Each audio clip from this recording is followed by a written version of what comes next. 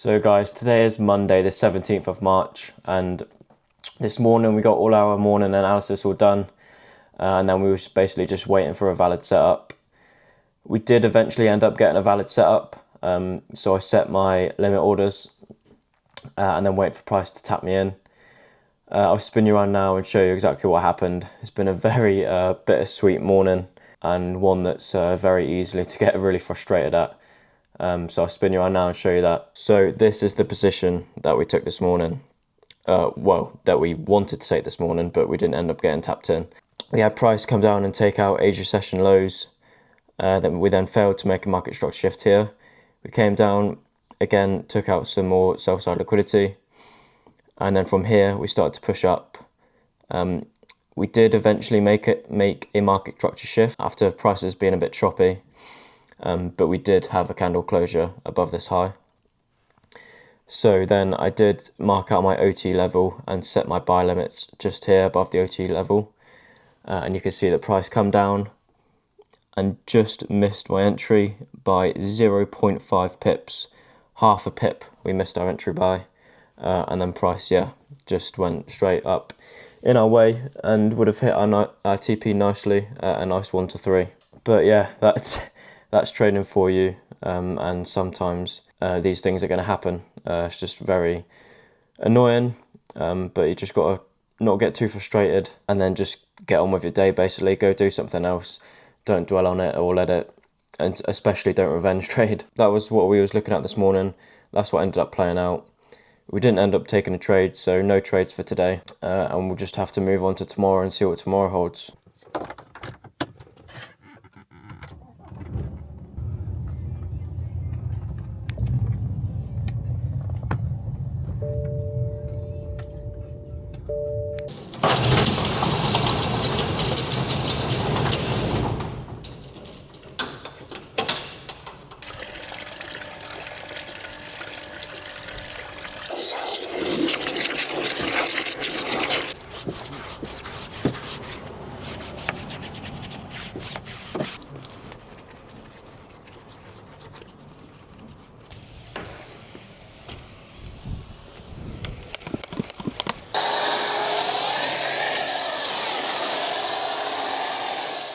So just getting into a breakdown of this morning's trade that we was looking to take today.